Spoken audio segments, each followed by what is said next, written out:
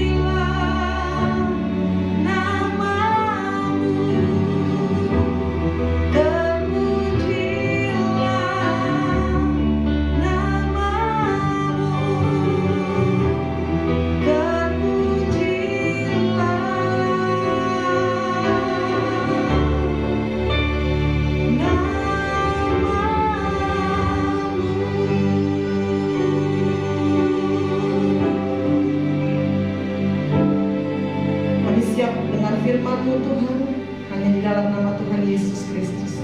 Haleluya. Amin. Shalom saudara yang dikasihi Tuhan Yesus Kristus, selamat hari Minggu. Hari ini diberikan kesempatan kita untuk beribadah secara online. Omikron yang sedemikian berubah, mewabah di bangsa ini, menyebabkan pertemuan-pertemuan onsite dibatasi, tapi tidak mengurangi rasa hormat di hadapan Tuhan. Kita akan masuk dalam satu ibadah yang luar biasa, di mana ibadah hari ini akan disertai dengan perjamuan kudus yang akan dipimpin oleh gembala senior kita, Pendeta Niko Nyoto Raharjo. Biarlah pesan Tuhan tersampaikan dengan baik, dan Bapak Ibu Jemaat Epicenter of Mercy hari ini mendapatkan lawatan Tuhan, hari ini mendapatkan jawaban Tuhan, hari ini menangkap pesan Tuhan. Sebagai hamba Tuhan di Jemaat GBI Epicenter of Mercy, saya menitipkan pesan buat saudara sekalian. Mari gunakan waktu yang ada, waktu yang singkat ini, waktu yang Tuhan percayakan kepada kita, untuk kita sungguh-sungguh di hadapan Tuhan. Sebab segala sesuatunya, kesudahannya sudah dekat. Jangan pernah lagi menghambur-hamburkan waktu untuk melakukan dosa. Jangan lagi kita kompromi dengan ajakan-ajakan yang menyesatkan. Tetapi gunakan waktu yang ada dan bertanggungjawabkan ke depannya nanti apa yang Tuhan berikan atas kita.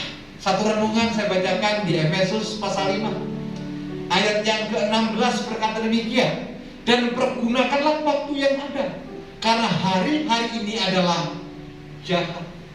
Tuhan telah memberikan warning atas kita, Tuhan memberikan peringatan atas kita, supaya kita waspada, supaya kita tetap kuat di dalam Tuhan, supaya setiap kita menjaga iman pengharapan kita, dan tentu kita hidup berkenan di hadapan Tuhan.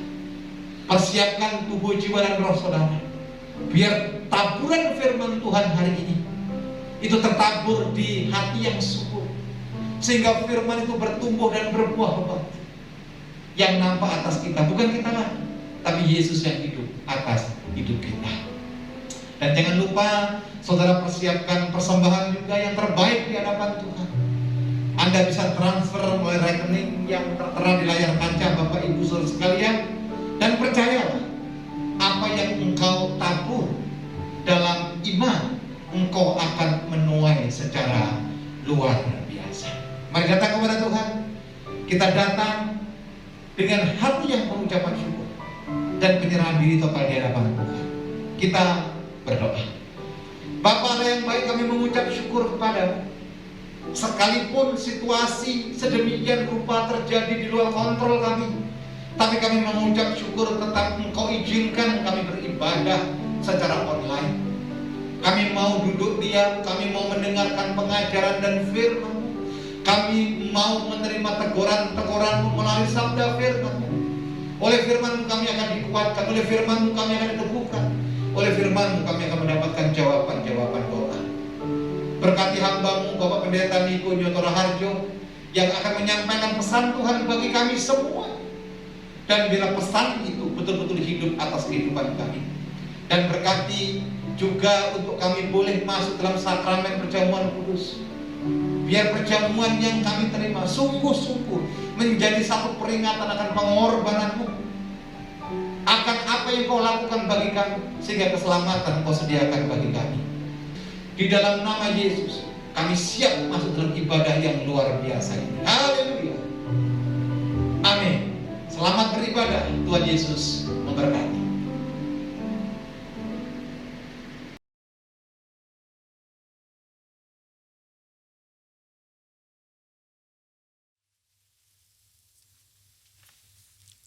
Shalom semuanya. Tahun 2022 adalah tahun paradigma yang baru. The year of a new paradigm. Definisi paradigma menurut Kamus Besar Bahasa Indonesia adalah model dan juga kerangka berpikir. Definisi paradigma menurut Westminster Dictionary of Theological Terms adalah contoh, pola, model. Istilah ini sering dipakai untuk menunjukkan cara berpikir dalam teologi, ketika bahan-bahan dikumpulkan dan diatur dalam satu pola atau cara tertentu seperti dalam doktrin.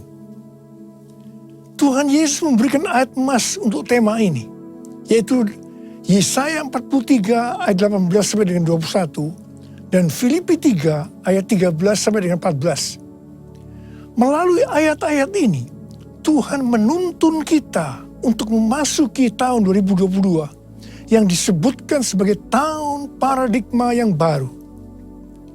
Yesaya 43 ayat 18 dan 19 berkata, firman-Nya, janganlah ingat-ingat hal-hal yang dahulu, dan janganlah perhatikan hal-hal yang dari zaman purbakala. Lihat, aku hendak membuat sesuatu yang baru, yang sekarang sudah tumbuh. Belumkah kamu mengetahuinya?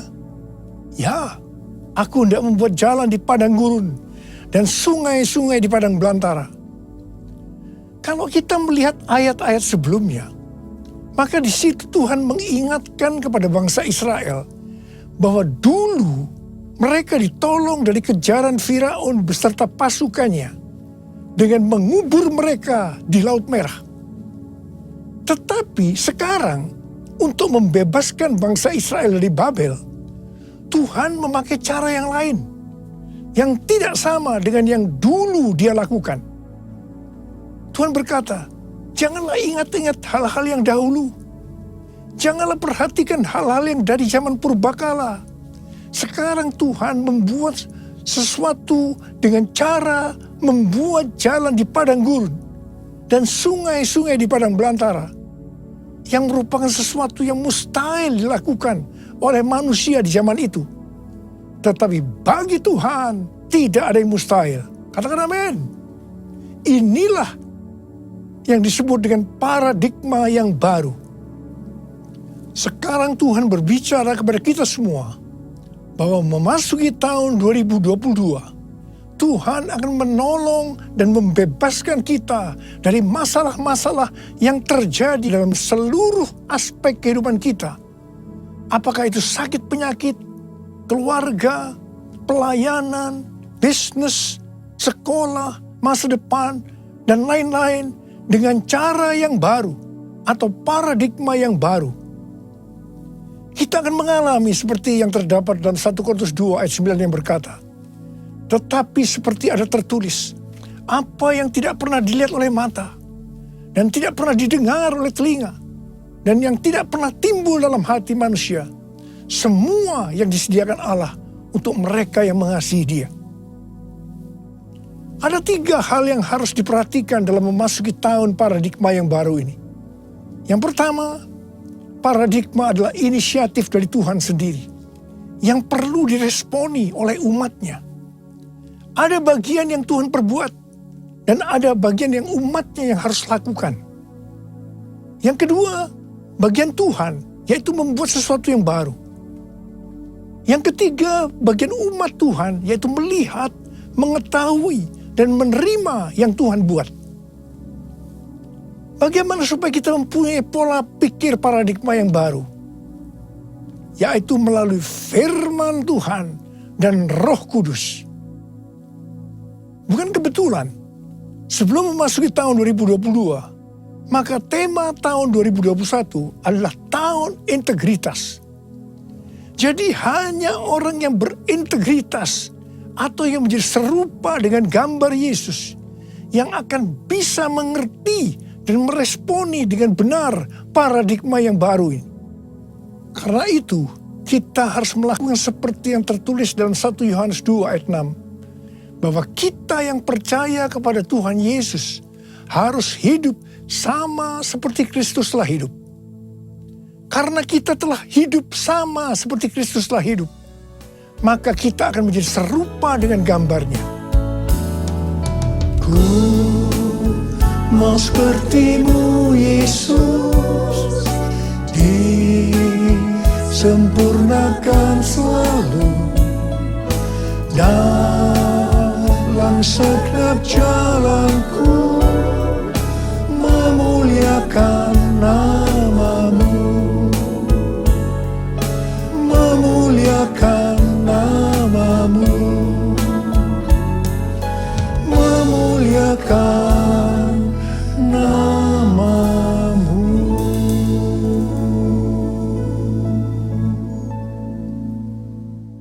Rasul Paulus mengingatkan kita melalui Filipi 3 ayat 13 dan 14 yang berkata, saudara-saudara, aku sendiri tidak menganggap bahwa aku telah menangkapnya. Tetapi ini yang kulakukan. Aku melupakan apa yang telah di belakangku dan mengarahkan diri kepada apa yang di hadapanku dan berlari-lari kepada tujuan untuk memperoleh hadiah, yaitu panggilan surgawi dari Allah dalam Kristus Yesus. Kalau kita melihat ayat-ayat sebelumnya, di situ Rasul Paulus bersaksi bagaimana dia mengalami perubahan paradigma terkait dengan masa lalunya adalah karena pengenalannya akan Kristus Yesus. Jadi orang yang berjumpa dengan Tuhan Yesus seharusnya mengalami perubahan paradigma. Artinya memiliki paradigma yang baru. Setelah Rasul Paulus mengalami paradigma yang baru karena dia mengenal Tuhan Yesus, maka sesuai dengan Filipi 3 ayat 13 dan 14 tadi, maka Rasul Paulus melupakan apa yang telah di belakangnya. Artinya melupakan apa yang pernah dilakukan dan mengarahkan diri kepada apa yang di hadapannya dan berlari-lari kepada tujuan. Artinya mengejar sekalipun menderita untuk memperoleh hadiah, yaitu panggilan surgawi dari Allah dalam Yesus Kristus. Rasul Paulus mengajak kita dalam Filipi 3 ayat 15 supaya kita juga melakukan seperti itu, yaitu kita harus berlari-lari kepada tujuan. Artinya mengejar sekalipun menderita untuk memperoleh hadiah berupa mahkota. Jadi kita juga harus berpikir, kita tidak hanya masuk surga saja, tetapi masuk surga dengan hadiah berupa mahkota. Yang mau katakan amin? Kalau kita membaca perikop Nabi Hagai pasal 1 sampai dengan pasal 2 ayat 1a, itu adalah ajakan untuk membangun bait suci. Tuhan berfirman melalui Nabi Hagai kepada Zerubabel bin Shealtiel, Bupati Yehuda, dan Yosua bin Yosadak, imam besar, untuk mengajak bangsa Israel membangun bait suci. Tuhan menegur bangsa Israel karena mereka hanya sibuk membangun rumahnya sendiri. Tetapi rumah Tuhan tidak dibangun dan tetap menjadi reruntuhan. Tuhan berkata kepada bangsa Israel, karena itu lihatlah keadaan dirimu. Kamu menabur banyak, tetapi membawa pulang hasil sedikit. Kamu makan, tetapi tidak sampai kenyang. Kamu minum, tetapi tidak sampai puas.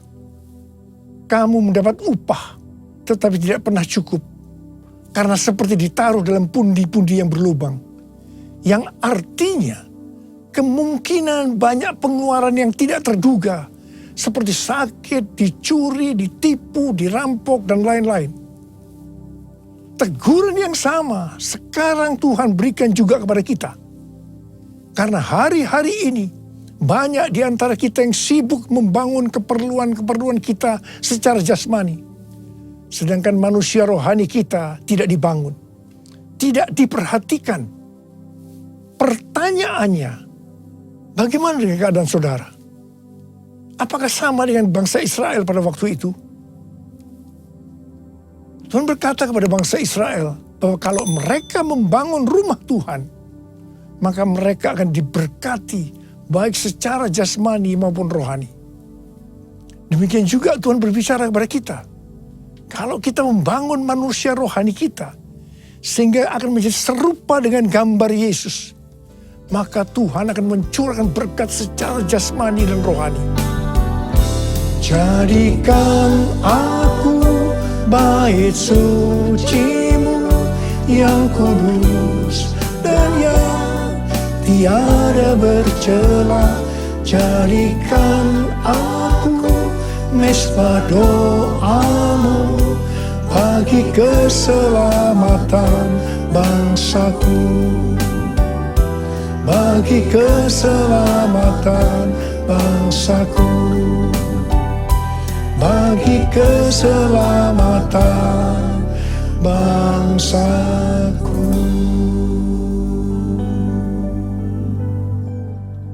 mengingatkan kita bahwa paradigma yang lama, yaitu pola pikir duniawi yang berdampak pada kehidupan duniawi, akan berujung kepada kebinasaan. Karena itu, miliki dan hidupi paradigma yang baru, sehingga kita akan menjadi serupa dengan gambar Yesus. Kita akan menjadi orang yang berintegritas. Kita akan menjadi orang yang mencari dan memikirkan perkara-perkara yang di atas, bukan yang di bumi. Sehingga pada saat Tuhan Yesus menjemput kita, gerejanya, kita akan ikut dalam pengangkatan dan masuk surga dan akan bersama-sama dengan Tuhan Yesus selama-lamanya. Kembali kepada ayat emas yang Tuhan berikan kepada kita dalam Yesaya 43 ayat 21 yang berkata, umat yang telah kubentuk bagiku akan memberitakan kemasyuranku. Tuhan akan menolong kita dalam seluruh aspek kehidupan kita untuk memasuki tahun 2022 dengan paradigma yang baru. Karena kita adalah umat Tuhan. Dan kita diminta untuk memberitakan kemasyuran Tuhan. Kita harus menyelesaikan amanat agung dalam era Pentakosta ketiga ini. Yang mau katakan amin? 1 Petrus 2 ayat 9 berkata, tetapi kamulah bangsa yang terpilih, imamat yang rajani, bangsa yang kudus, umat kepunyaan Allah sendiri, supaya kamu memberitakan perbuatan-perbuatan yang besar dari Dia, yang telah memanggil kamu keluar dari kegelapan kepada terangnya yang ajaib. Ingat, tugas utama kita adalah memberitakan perbuatan-perbuatan yang besar dari Dia. Tugas kita untuk menyelesaikan atau menuntaskan amanat agung. Kamulah bangsa yang terpilih, imamat rajani, bangsa yang kudus, umat kepunyaan Allah, untuk memberitakan perbuatannya yang memanggil engkau dari gelap pada terangnya yang ajaib. Arti imamat yang rajani adalah yang pertama, imam kepunyaan raja atau imam yang melayani raja. Jadi kita melalui Tuhan Yesus Kristus sudah menjadi imam di hadapan Allah. Yang artinya kita melayani Dia, Raja di atas segala raja, untuk taat kepada segala perintahnya, untuk menyenangkan hatinya. Dan arti yang kedua dari imamat yang rajani adalah status kita sebagai imam dan raja, sesuai dengan Wahyu 5 ayat 10 yang berkata, dan engkau telah membuat mereka menjadi suatu kerajaan dan menjadi imam-imam bagi Allah kita, dan mereka akan memerintah sebagai raja di bumi. Semua ini terjadi karena sesuai dengan Wahyu 5 ayat 9 yang berkata bahwa kita sudah dibeli dengan darah Yesus. Pertanyaannya, dibeli dari siapa? Sesuai dengan Kisah Para Rasul 26 ayat 18. Bahwa sebelum kita percaya kepada Tuhan Yesus, kita di bawah kuasa iblis. Jadi kita dibeli dengan darah Yesus dari tangan iblis. Ingat, kita adalah milik Tuhan Yesus. Kita sudah dibeli dengan harga yang mahal, yaitu darah Tuhan Yesus. Setelah itu, Tuhan Yesus membuat kita menjadi suatu kerajaan. Dan kita menjadi imam bagi Allah kita. Dan memerintah sebagai raja di bumi. Memerintah sebagai raja di bumi itu artinya, yang pertama, menyatakan kuasa roh Allah seperti yang dilakukan oleh Tuhan Yesus dan mengusir setan, melenyapkan penyakit, menghardik badai. Jadi kita diberikan kuasa untuk melakukan hal-hal itu. Yang kedua, memerintah sebagai raja di bumi. Itu artinya menyatakan kehendak Allah dengan memberitakan keselamatan dan pengampunan dosa. Matius 16 ayat 19 berkata, kepadamu akan kuberikan kunci kerajaan sorga. Apa yang kau ikat di dunia ini akan terikat di sorga. Dan apa yang kau lepaskan di dunia ini akan terlepas di sorga. Dan yang ketiga, memerintah sebagai raja di bumi itu artinya memerintah sebagai raja di bumi bersama Kristus dalam kerajaan 1000 tahun. Wahyu 20 ayat 6 berkata, berbahagia dan kuduslah ia yang mendapat bagian dalam kebangkitan pertama. Kematian yang kedua tidak berkuasa lagi atas mereka. Tetapi mereka menjadi imam-imam Allah dan Kristus. Dan mereka akan memerintah sebagai raja bersama-sama dengan dia 1000 tahun lamanya. Haleluya! Mungkin ada di antara kita yang tidak sadar betapa dahsyat kuasa yang Tuhan berikan kepada kita. Mungkin ada di antara kita yang hidupnya selalu dalam kekalahan. Mungkin dalam masa pandemi ini terlalu banyak masalah-masalah yang kita hadapi. Sehingga ada yang tawar hati. Dan Tuhan ingatkan kepada kita dalam Amsal 24 ayat 10 yang berkata, jika engkau tawar hati pada masa kesesakan, kecillah kekuatanmu. Bangkitlah dan ingatlah bahwa kita adalah imamat yang rajani. Yang artinya kita adalah imam-imam bagi Allah kita. Dan kita memerintah sebagai raja di bumi ini. Kita harus senantiasa hidup dalam kemenangan. Haleluya! Taruh tangan kanan saudara di dada saudara. Katakan bersama saya.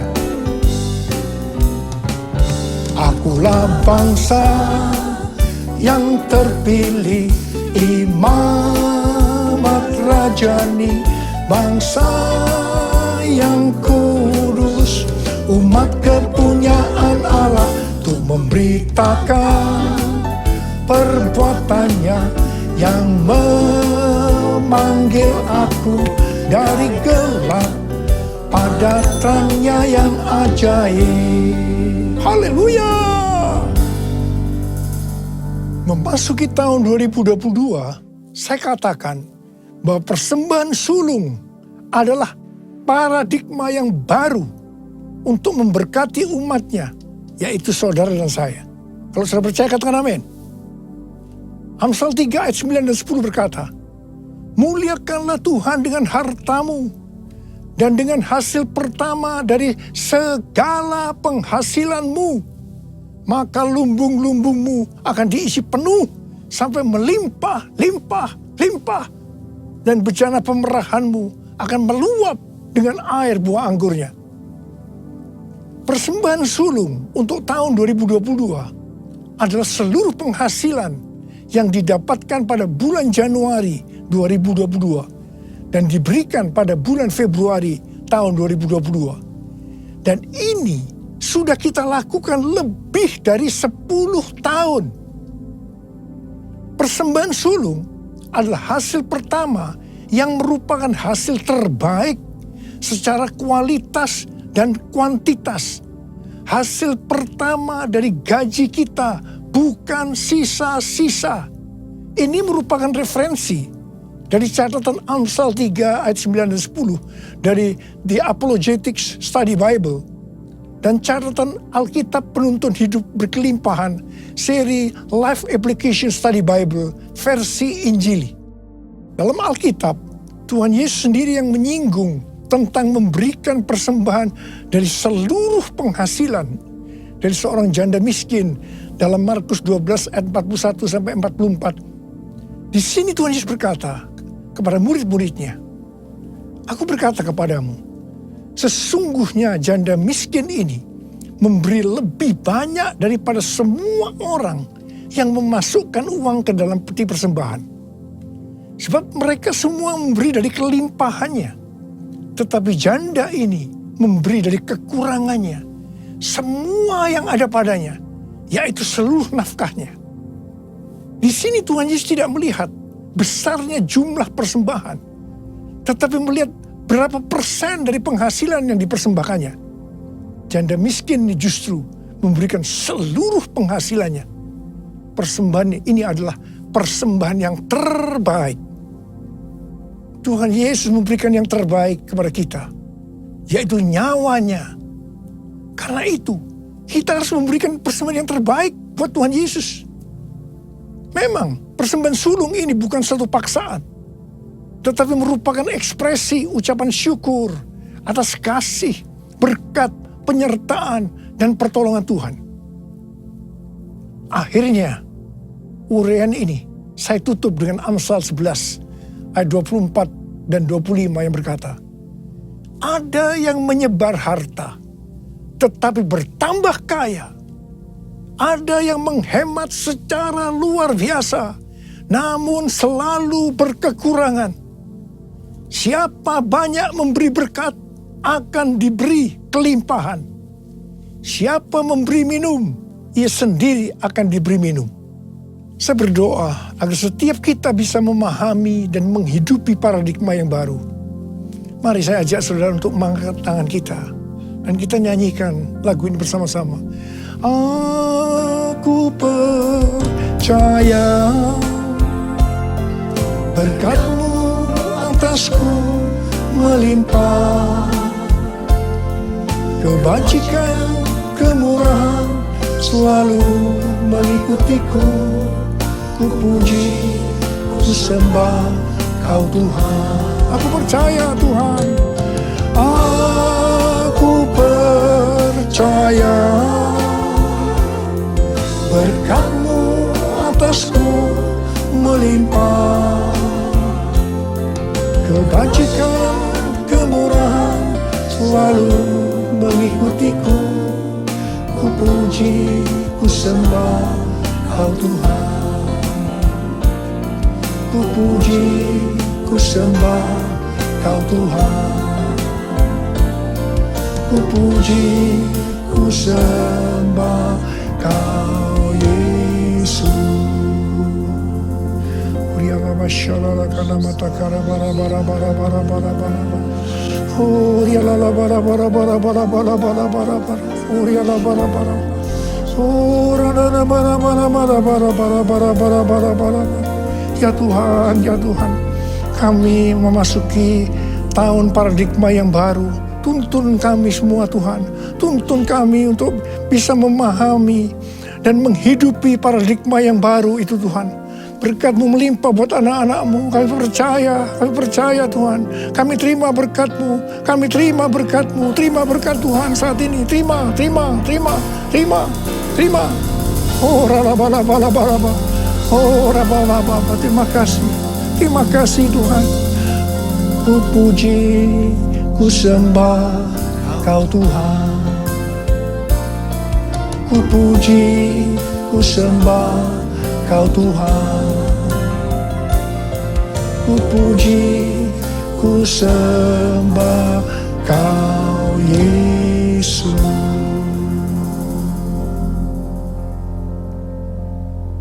Mari saudara-saudara, kita akan masuk dalam perjamuan kudus. Kita akan mengingat ayat ini. Sebab setiap kali kamu makan roti ini dan minum cawan ini, kamu memberitakan kematian Tuhan sampai Ia datang. Perjamuan kudus adalah perjamuan Tuhan Yesus sendiri. Setiap kali kita masuk dalam perjamuan kudus, Tuhan Yesus selalu berkata, biarlah ini menjadi peringatan akan daku. Karena itu mari arahkan hati kita kepada Tuhan, kepada kebaikan Tuhan Yesus. Supaya kita lebih mengasihi Tuhan Yesus. Supaya kita lebih mengasihi satu dengan yang lain. Mari tundukkan kepala. Bapa, siapakah kami sebelum kami mengenal Engkau?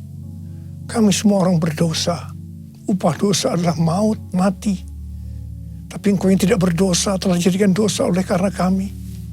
Engkau harus turun dari sorga mulia, menjelma menjadi manusia, dan mati ganti kami dengan penderitaan yang luar biasa. Sungguh kalau kami pikirkan, ya Tuhan, betapa baiknya Engkau itu. Engkau jadikan kami sebagai anak-anak-Mu.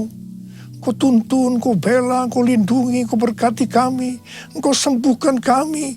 Engkau juga tegur kalau kami berbuat salah. Itu Engkau ya Aba. Itu Engkau ya Aba. Saudara, Tuhan Yesus akan memberkati kita melalui perjamuan kudus. Tapi Tuhan mau kita makan dan minum dengan cara yang benar.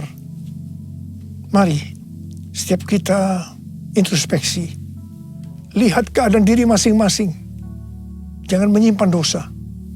Kalau Tuhan ingatkan ada dosa yang harus kita selesaikan saat ini. Langsung kita minta ampun. Ampuni kami Tuhan. Ampuni ya Tuhan. Ampuni. Tuhan, ampuni kami semua. Ampuni kami semua ya Tuhan, ampuni. Terima kasih ya Bapa. Kami akan masuk dalam perjamuan kudus dengan hati yang penuh ucapan syukur. Dalam nama Yesus kami berdoa. Amin. Sekarang mari saya ajak saudara untuk mengangkat roti di tangan kanan kita tinggi-tinggi. Sebab apa yang telah kuteruskan kepadamu telah aku terima dari Tuhan. Yaitu bahwa Tuhan Yesus pada malam waktu ini diserahkan mengambil roti. Dan sesudah itu ia mengucap syukur atasnya. Ia memecah-mecahkannya dan berkata, inilah tubuhku yang diserahkan bagi kamu. Perbuatlah ini menjadi peringatan akan aku. Saudara kasih Tuhan, bukankah roti yang kita pecah-pecahkan ini adalah persekutuan kita dengan tubuh Kristus? Mari kita makan dalam nama Yesus.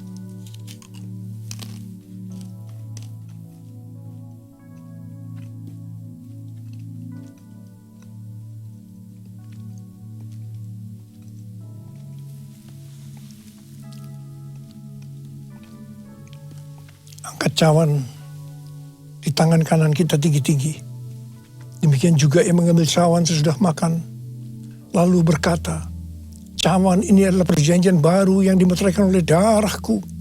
Perbuatlah ini. Setiap kali kamu meminumnya menjadi peringatan akan aku. Saudara kasih Tuhan. Bukan cawan pengucapan syukur. Yang atasnya kita ucapkan syukur. Adalah persekutuan kita dengan darah Yesus. Mari kita minum dalam nama Yesus.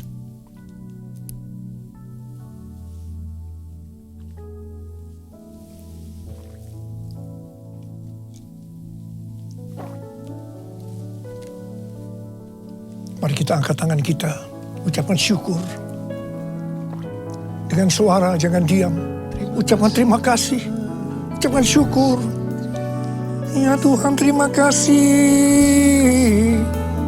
Kami bersyukur ya Tuhan, kami bersyukur. Oh terima kasih buat kebaikan-Mu ya Tuhan. Oh Tuhan, terima kasih. Terima kasih ya Abba, terima kasih Kau melihat anak-anak-Mu. Mereka sedang membutuhkan Tuhan hari-hari ini Tuhan. Hari-hari di tengah Omikron yang mulai mengganas di Indonesia. Hamba-Mu akan perkatakan, hai Omikron, dalam nama Yesus, diam, tenanglah. Diam, tenanglah. Diam, tenanglah. Bapa, Engkau memberikan anak-anak-Mu sehat. Tidak terpapar ya Tuhan. Berkati anak-anak-Mu. Tidak ada yang berkekurangan. Semua dicukupkan. Malah berkelimpahan dalam berbagai kebajikan. Tuhan terima kasih. Terima kesembuhan. Terima berkat Tuhan. Terima. Terima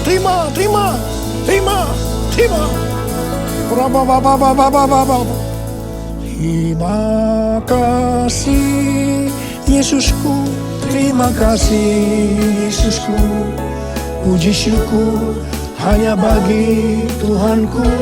Terima kasih Yesusku, terima kasih Yesusku. Puji syukur hanya bagi Tuhanku. Terima kasih ya Tuhan. Terima kasih Yesusku, terima kasih Yesusku. Puji syukur hanya bagi Tuhanku. Terima kasih Yesusku, terima kasih Yesusku. Puji syukur hanya bagi Tuhanku.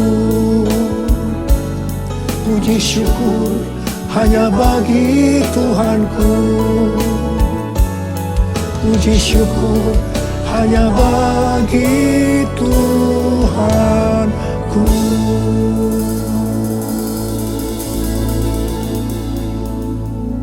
Sekarang terimalah berkat Tuhan.